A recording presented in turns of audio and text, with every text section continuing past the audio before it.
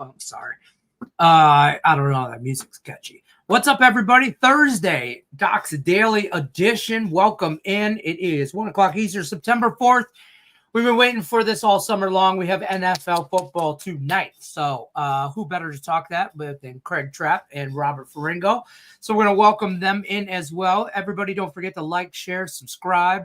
Drop in the comment section. You got questions about specific games. I know everybody's going to want to talk Thursday night football. There is a small baseball card on. I don't know if anybody remembers, but there is a little bit of baseball on today. So we're going to talk a little bit of this, a little bit of that. We'll let you guys decide what we're going to talk more in the chat, but also live show. Don't forget tonight, Thursday night football release party show, longest title ever on YouTube. Greatest show. It's live. It's great. It's Robert Ferringo and who's on tonight? Tony, Rafael Esparza, Nolan Patrick of Strike Point Sports. Boom, boom, boom. There you go. So it should be a great night tonight. We get NFL. Last week we got to talk some college football and everything like that. College football is great and everything, but it's time for the big boys tonight. There's no buts, Lenny. College football is great. Just end at that. No, I mean, it is great. It is great. Like, don't get me wrong. I'm probably going to watch a college football game before I watch an NFL game, but the excitement of week one NFL, like, I'm ready to headbutt somebody. Like, you know, I mean, I got a JV football game. I've already prepped my son about this. I'm like, look, dude, I ain't gonna make it tonight. I don't want to tell you. Here's the game plan. You should roll these guys, blah, blah, blah, you know, headbutted them at 6 a.m. for school and said, go on about your day, young man. I'll see you at the end of it. So I don't know. I'm trying to get Robert. I text Raphael last night. I'm going to get Robert. I'm trying to get everybody to tell me not to take the Lions in the Circus Survivor this week. But as you can see, I got my Hutchinson jersey on. You know, now I kind of want you to. I saw the projected. The projected was the favorite was it's like there's Philly, Denver, Tennessee. Yeah, betting against Tennessee. That's yeah. Someone said that the first 3 weeks projection Arizona, is going to be whoever plays Tennessee is going to be the three highest percentage of the first 3 weeks. So we'll see. There's some method to my madness, believe it or not. Like, I don't like take divisional games. I especially don't want to take a road team on a divisional game. Like, I don't care what week. So you just talk yourself out of it. You don't need me to talk you out of it. I know, but listen, here are my parameters. Don't do this. Don't do this. But I'm gonna go against both of those things. I kind of like. I mean, I'm just saying. Here's what I was talking about cousin last night. Here was my reasoning, right? And my delusional thinking was, I kind of just want to rip the Band-Aid off, like, get it over with. I definitely don't want to take the Lions down the road. If you don't think I have a do they play Tennessee this year? Just wait to get it. I'm not. Listen, if you don't think I have $1,000 worth of bets right now on the Lions week one, I already have that much money going. So why not just throw that ticket in the fire and get it over? I want to rip the Band-Aid. I want to just be out of this contest after week one. Last year, Detroit may win. Okay, they're plus 2.5. I know somebody that I respect very, very much that has a big bet on Detroit this weekend. So it's not insane. With the points, right? What's that? But that's with the points. Yeah, that's with the 2, but it's 2.5. So it's one of those numbers which we see cropping up a lot on the board. Like, it's kind of baiting action a little bit, I feel like, on Green Bay. You get those home favorites of less than 3 points. It's just kind of teasing you a little bit, being like, see, look, you don't even have to lay the whole field goal. Come on, please bet Green Bay. The odd thing about that is that that's not really the case here. They're taking majority action, and that was even before the Micah Parsons trade. This number was 1.5 at a certain point.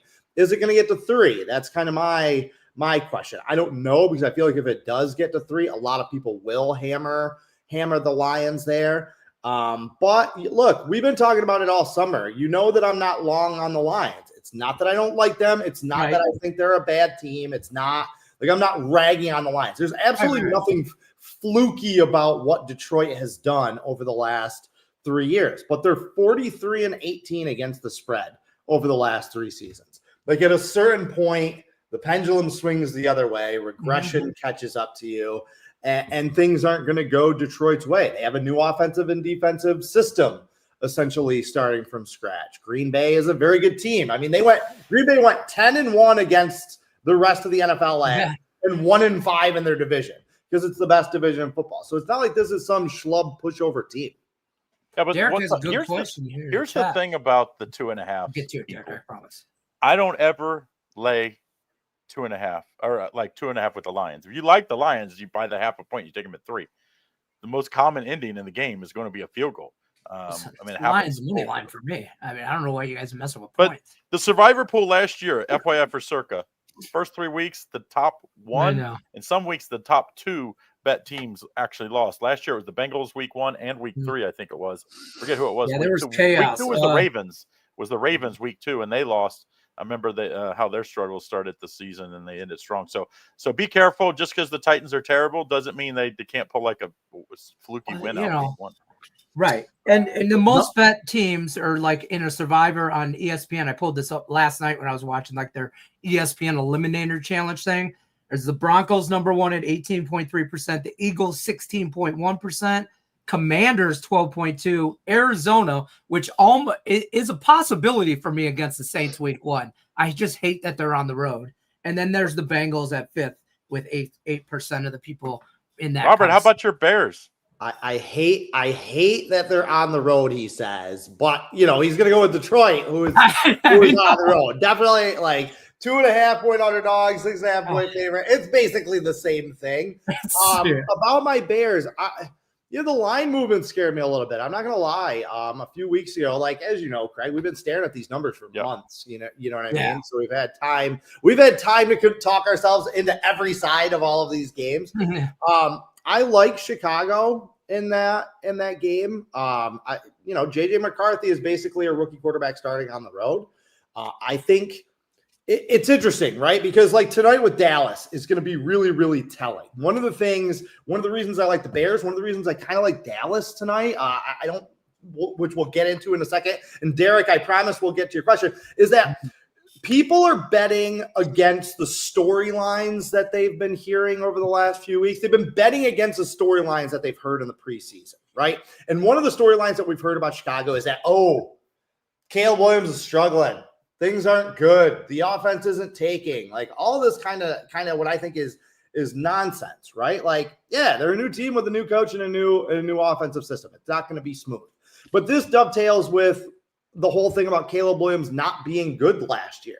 Like, are you high that Caleb Williams wasn't good last year? Did he take too many sacks? Yeah, sure. You know what? He was a rookie starting behind one of the worst offensive lines in football with a team whose offensive coordinator got fired like week 7 and whose coach got fired like week 11. He was really good last year. He's going to be even better this year with Ben Johnson. So I feel like I kind of know where the Bears are at. What were they before that? Remember that they gave up the Hail Mary? Were they 3-2? So if they won that game, they would have been 4-2. More than that. They were like 5-2 because they went 1-9 after that. Okay. So that game really like kind of swung the pendulum. Yes, and it wasn't just that game. It was Eberflus not taking responsibility for it. Like, he was just so bad. So they're at home. They're getting points. Great stat in week 1 is divisional home underdogs in week 1 are 23-7 against the spread. That's a pretty good number. Who is JJ McCarthy? I like all those, by the way. I like all the underdogs at home, except I like the 49ers. And that's the only one that I'm like, I like the 49ers. The rest of them, I'm kind of like, I would take the home underdogs. I saw that stat. We're going to come back to that because I'm on the other side of that, and I'd like to hear your thoughts because I'm weighing how big I'm going to make that. Now, Derek says thoughts on Hurts to win the MVP at plus 2,000. I feel the Eagles will depend on him more this year as opposed to and save Barkley for down the road. It's hard to take the second best player on the team, though. Like my theory is always if I want an MVP pick, I want the best player on the team because that's usually who's going to get all the publicity and all the hype and like, everybody's patting them on the back. And it's somewhat it's like trying to win the president of your high school. You kind of got to be popular. It's like, you can't just be the smartest. Can't win homecoming. Not saying he's not talented. Popular. Like Saquon Barkley's insanely talented, but he's going to get all the accolades.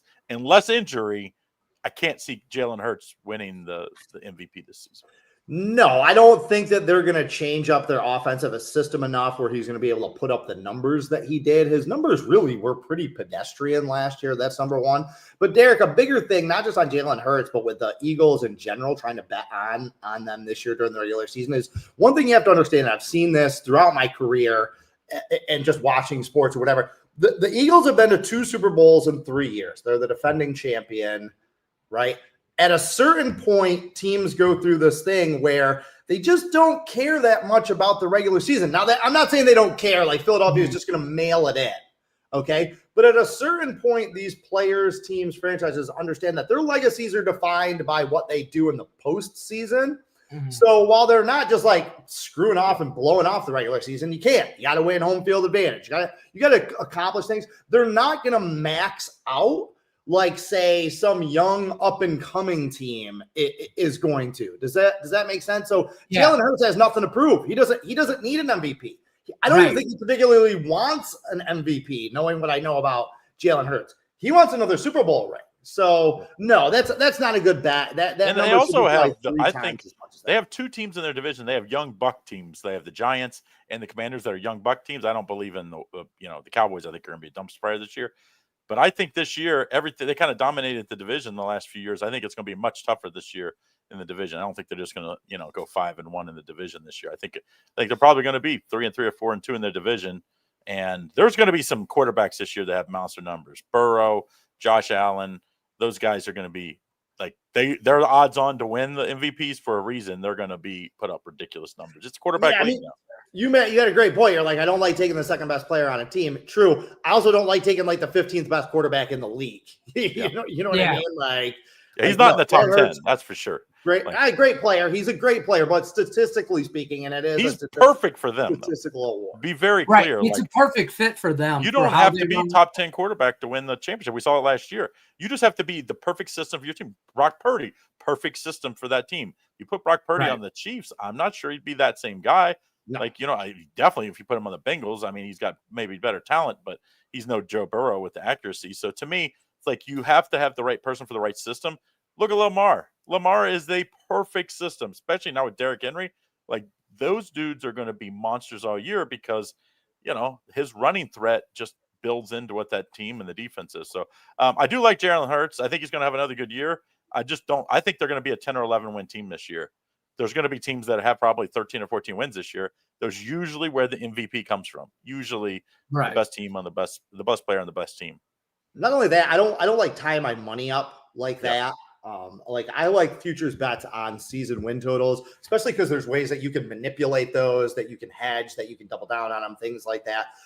So this falls in line with that, like betting the team to win the national championship or betting the team to win the Super Bowl. The payout, even at 20-1 here, what you're getting, the payout doesn't equal like how difficult the actual task is. Someone asked about the UNLV. Me and the Indian Cowboy, we cover every football game, so make sure you check that out here at our channel. But I actually had this game. We go back and forth. One goes one game, and this was my game. And my actual 7 or 6 unit play is going to be on the total in this game, but I covered the side in this one. I think UNLV wins outright. I don't think it matters to the points. I think UCLA that bad? I don't think they're that bad.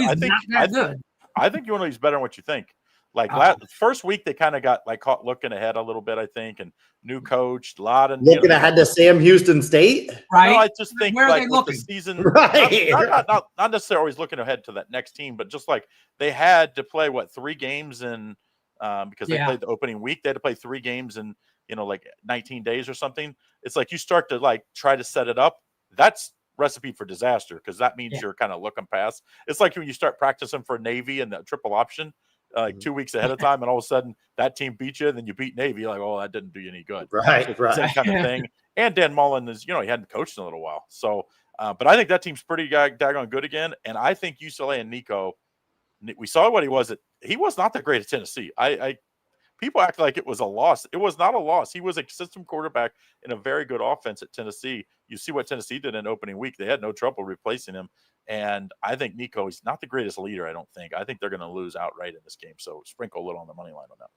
Yeah, I just, for me, it's an easy no play. And that I like to play everything. I don't think either one of those teams are very good. I don't think UNLV is very good. They're not going to have a good home field advantage. They never do. Not in this one. We don't know who UCLA is yet. Like, they were one of the weird teams I had circled because last year they were a little better than I thought they were going to be. Yep. They add a quarterback. I'm not going to hold it against them what happened to them last week. Like, I won with Utah against them.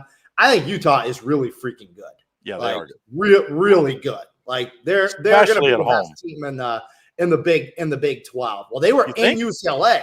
They were on the road last week, and right. But that's usually not where they're good. They're usually really right. That's what I mean. Them and BYU, that's the people don't realize how hard it is to go to BYU and Utah. Those are tough places to play. Yeah, like, they're so good at home. Like, and I think we talked about last week, right, Robert? The Big 12 is so wide open. Like you 7 teams I could win. You can make an argument, even like Colorado. They were better. I thought Colorado was going to get killed last week. They kind of stuck in that game. I think Colorado is going to be a feisty team. They'll probably not win the league, but I think they're going to be in the middle. Somebody, of that league. Yeah. Like if you're Arizona State or you're, even the Utah, like you can't roll over against those type of teams. Right. Cincinnati, I thought was going to struggle this year. They look great against Nebraska. I mean, the kid throws an interception, just dumb throw. All he needs to do is get in the field goal range. They had all the momentum in that game, and I bet against my Bearcats, to be very clear. So I was rooting for Nebraska to get a pick six. So, I think this. The Big 12 is going to be so fun this year. I think the Big 12 and the ACC. After week 1 of the ACC, I thought Clemson was going to be a little better, even though I liked LSU in that game.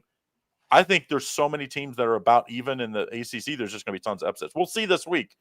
SMU plays Baylor, and Baylor didn't look good. Can they? Maybe Auburn was better than what we thought. We don't know. Can they go and give SMU? Remember, SMU avoided them last year. They avoided everybody good last year. Yeah, I think Auburn is good this year. I think they're really good. I think they're kind of like Oklahoma this year, where there were 2 teams that I had circled. Like, they were better than they were last year. Should be better this year. That's a huge game for Baylor too. Like, this is a huge game for Dave Aranda. I think he's in year 4 there. He's got the veteran team. He's got talent. He's got a good quarterback. He's got all of these things. If they start 0-2, I know, winning the Big 12 is still a realistic goal and all that stuff. But if you start 0-2, I don't want to say your season's over if you're a team like Baylor, but it's not great. And Dave Aranda takes your outs away, right? He doesn't have to start packing the boxes, but he's got to at least start getting the boxes out, like move them somewhere in the garage. So if you need to make a quick exit. So a lot of pressure on Baylor in that game. SMU, not a team that I'm high on this year. Still have a really good quarterback, really good skill position players, but they lost a lot in the trenches from last year, and along with, as Craig mentioned, their schedule was really a big benefit to them. Like you predict schedules, and it's always hard because you're like, okay, they avoid X team, say like you're an ACC. Oh, they avoid Clemson and Florida State. Oh, that means good. And then all of a sudden Florida State was terrible last year. Like, man, we want to play them. Hey, can we get them on our schedule? And then maybe this year they're a little better. So it's like you kind of predict that, especially in the Big 12. It's like, dude, who was going to be good last year? Like, right. No one thought SMU would run through that conference like they did. ACC, SMU at ACC. Running through the ACC the way that they did. Sorry. So that's all right. Rodney Ferguson asked, and he's in here pretty consistently every day. I got to give you a love. All right, Raiders over the Patriots, Rodney. Again, this one's kind of a throwaway for me, I will say, but it is one that's been on my radar all week. That line movement is really, really curious. Heavy reverse line movement. Everyone is on the Patriots. That number started at 3.5. It's come down below that key number to 2.5. Now, what makes that kind of especially shocking to me is that the Patriots have been a big-time buzz team, right? Like, for months, all we've been hearing about is how much better the Patriots are going to be, how much better Vrabel is going to be, how much they spent in free agency. Right. It's been nothing but positive about the Patriots for 4 months, right? Nothing bad happened during their preseason. In fact, they look pretty good during the preseason. Yeah. Despite all of that, that number just keeps coming down against what it should be doing based on where the bets are going. So that's like, what is that? Is that homer money? Is that big sharp Vegas money getting down on the hometown team? Are people overestimating the Pete Carroll effect? We got the West Coast team going east for a 10 a.m. start, which that's not going to be a factor in a game like that. That's more of a factor if, like, the Raiders had to play the Chiefs last Sunday, and then this weekend they got to go east and play like the Jets or the Giants. Like that, right. I feel like that's when that West Coast team going east thing comes in. Like the Raiders are going to be ready for this game. But this is another one of those 2.5 numbers that I talked about too, where right now I feel like the books are baiting. They are baiting you to take the Patriots because it's been nothing but roses and flowers, and they're at home, and the Raiders are bad, and all of these things. So there's just something a little sketchy about that number to me. Yeah. The question is, are the Raiders bad and are the Patriots bad? Because I've had people tell me both ways on that both those teams are bad, and some say, I think they're going to be, a team that to watch kind of this year. The Raiders last year had a couple games where you like scratch your head wins, and you had a lot of ugly losses. Patriots week 1, they beat my Bengals last year. They dominated that game. As bad as they were the rest of the year, they look great in that one. Mike Vrabel, I love Mike Vrabel, even though I hate Ohio State, and usually all Ohio State, anything touches Ohio State, I don't like them. There's something about that dude. He just like, there's no nonsense. It just says it as it is. He's not like Bill Belichick's where he's just like the anarchy. He's like no, nothing. But because he's obviously much younger, but it's just like there's no nonsense with him. And that does pay off early. I think it wears off a little bit after a few years, like we saw in Tennessee. But I don't know. Are the Patriots the second best team in that division? Probably. They have the second most talent. I think we still don't know. I was just going to say, I think we still don't know what the Dolphins are. Or do we? Because we don't know what the Dolphins – what'd you say? I said, or do we? They've done the same thing every year. Defensively, I don't think we know where that team is at. And you're probably right. This is probably one of those Lucy in the football situations, but there is no denying that they can do some things. They can cause some problems for some people. They were good for 2 years before last year, whatever it was, drama in the locker room, injuries, whatever. Like Miami, and do they have the better quarterback? Like probably for now, asterisks if he's healthy. Like you're taking Tua over Drake May. I mean, Drake May, like he went 3-9 last year. I get it. Throws a good ball. North Carolina got like all this stuff, but I think the jury is very much still out on guys like Bo Nix and Drake May. I am not ready to just be like, oh, yeah, they're fine. They're fine. We have this guy named Tyreek Hill, though. I mean, he's still top 5-6 receiver in the league. Easy. Yeah. Like, if you put him back on Kansas City, he'd be a top 3 receiver in the league again. He just doesn't have, like. So would Jacoby Myers. I mean, he's still a guy. That doesn't mean that, speaking of the Raiders, I think Ashton Genty, he's special. So he's special. You think he's special? I think he's special. You think he's like in the I think he's Jamar Gibbs special. Is he top 5 running back in the league like right away special? No, he's gonna flirt. I think with that. He's 5 to 10.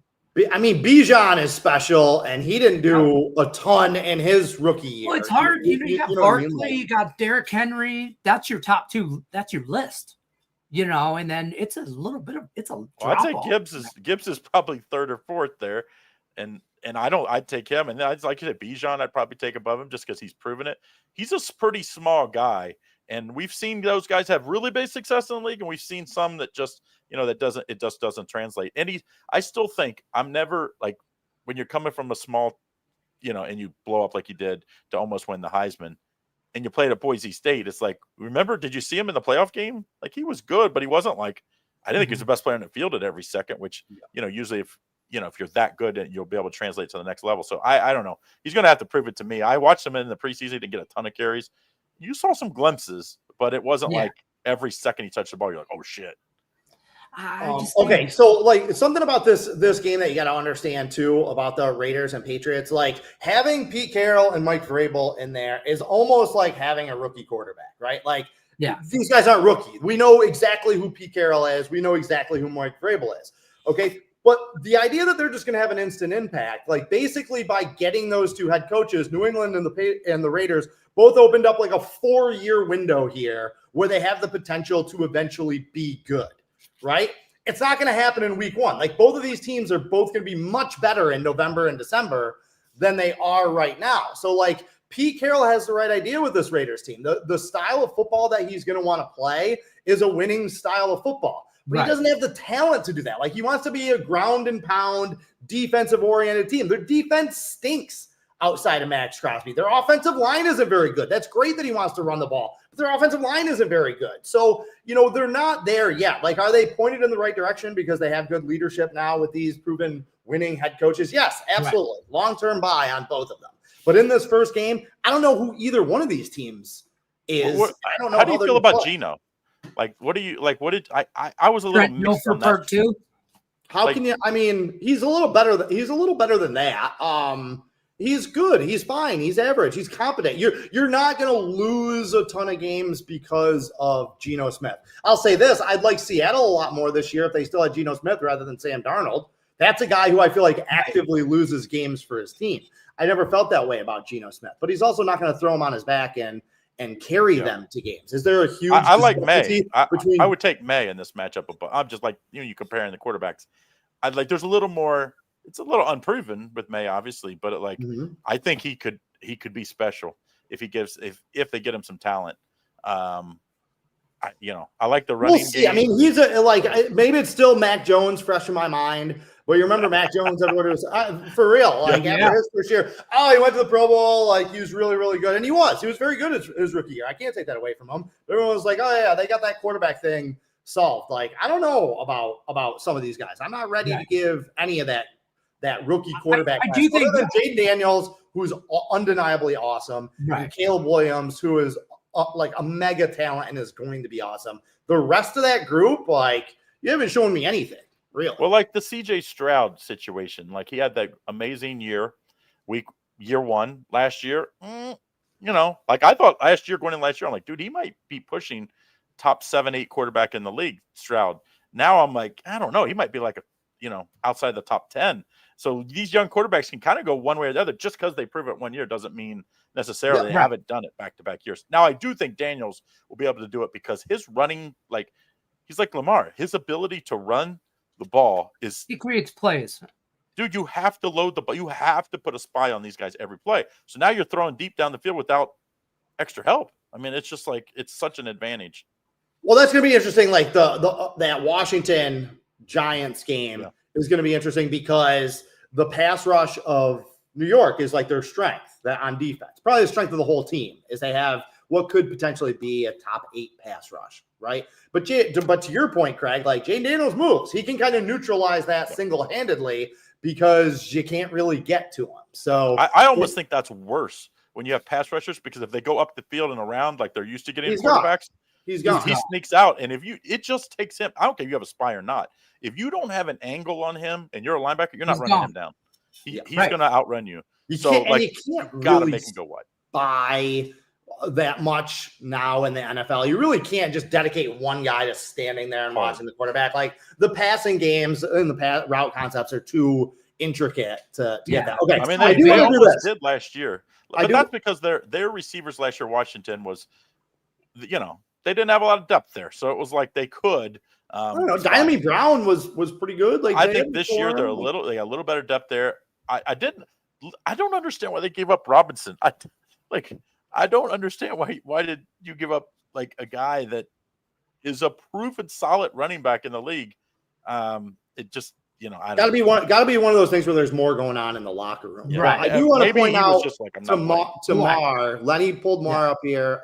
Thank you very much for your kind words, Mar. You asked about, because you don't get a lot of time to pop in here, you asked about a few games. So I just want to give you kind of a quick whip through on that. Thoughts on the Jags laying the 3. If it's 3, I like it. 3.5, not as much. I'm going to be completely honest with you. This was going to be my 7-unit play was on Jacksonville. I'm a little high on Jacksonville from a value perspective this year, and I still don't like Carolina. Everybody's like, oh, they played well at the end of last year. No, they didn't. They really didn't play all that well at the end of last year. They just covered some spreads because their bar was so low. Carolina will be better. They're not going to be historically bad on defense, but they're still not a good team. They're the worst team in one of the worst divisions. I like Jacksonville. I like them at home. I think. What do you feel like that Thielen, losing that Thielen too? I thought that was like he was their best receiver last year. Adam Thielen, I know he's up there in age, but I was like, dude, what?